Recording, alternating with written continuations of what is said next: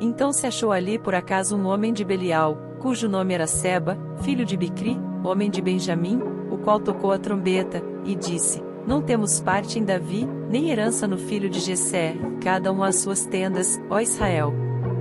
Então todos os homens de Israel se separaram de Davi, e seguiram Seba, filho de Bicri, porém os homens de Judá se uniram ao seu rei desde o Jordão até Jerusalém. Vindo, pois, Davi para sua casa, em Jerusalém, tomou o rei as 10 mulheres, suas concubinas, que deixará para guardarem a casa, e as pôs numa casa sob guarda, e as sustentava, porém não as possuiu, e estiveram encerradas até ao dia da sua morte, vivendo como viúvas. Disse mais o rei a Amasa: Convoca-me os homens de Judá para o terceiro dia, e tu então apresenta-te aqui. E foi Amasa para convocar a Judá, porém demorou-se além do tempo que lhe tinha sido designado. Então disse Davi a Abisai: Mais mal agora nos fará Seba, o filho de Bicri, do que Absalão, por isso toma tu os servos de teu senhor, e persegue-o, para que não ache para si cidades fortes, e escape dos nossos olhos. Então saíram atrás dele os homens de Joabe, e os quereteus, e os peleteus, e todos os valentes, estes saíram de Jerusalém para irem atrás de Seba, filho de Bicri. Chegando eles, pois, à pedra grande, que está junto a Gibeon, Amasa veio diante deles, e estava Joabe cingido da sua roupa que vestira, e sobre ela um cinto, ao qual estava presa a espada a seus lombos, na sua bainha, e, adiantando-se ele, lhe caiu a espada.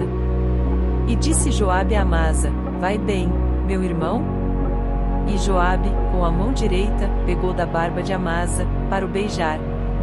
E Amasa não se resguardou da espada que estava na mão de Joabe, de sorte que este o feriu com ela na quinta costela, e lhe derramou por terra as entranhas, e não o feriu segunda vez, e morreu. Então Joabe e Abisai, seu irmão, foram atrás de Seba, filho de Bicri. Mas um dentre os homens de Joabe parou junto a ele, e disse: Quem é que queira bem a Joabe, e quem seja por Davi, siga Joabe.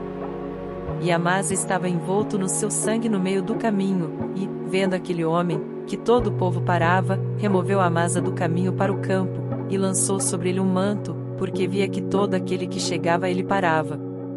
E, como estava removido do caminho, todos os homens seguiram a Joabe, para perseguirem a Seba, filho de Bicri. E ele passou por todas as tribos de Israel até Abel, e Bet-Maaca e a todos os beritas, e ajuntaram-se, e também os seguiram. E vieram, e os cercaram em Abel de Bet-Maaca, e levantaram uma barragem contra a cidade, e isto colocado na trincheira, e todo o povo que estava com Joabe batia no muro, para derrubá-lo. Então uma mulher sábia gritou de dentro da cidade: Ouvi, ouvi, peço-vos que digais a Joabe: Chega-te aqui, para que eu te fale. Chegando-se a ela, a mulher lhe disse: Tu és Joabe? E disse ele: Eu sou. E ela lhe disse: Ouve as palavras da tua serva. E disse ele: Ouço. Então falou ela, dizendo: Antigamente costumava-se dizer: Certamente pediram conselho a Abel, e assim resolveram. Sou eu uma das pacíficas e das fiéis em Israel, e tu procuras matar uma cidade que é mãe em Israel, por quê, pois, devorarias a herança do Senhor?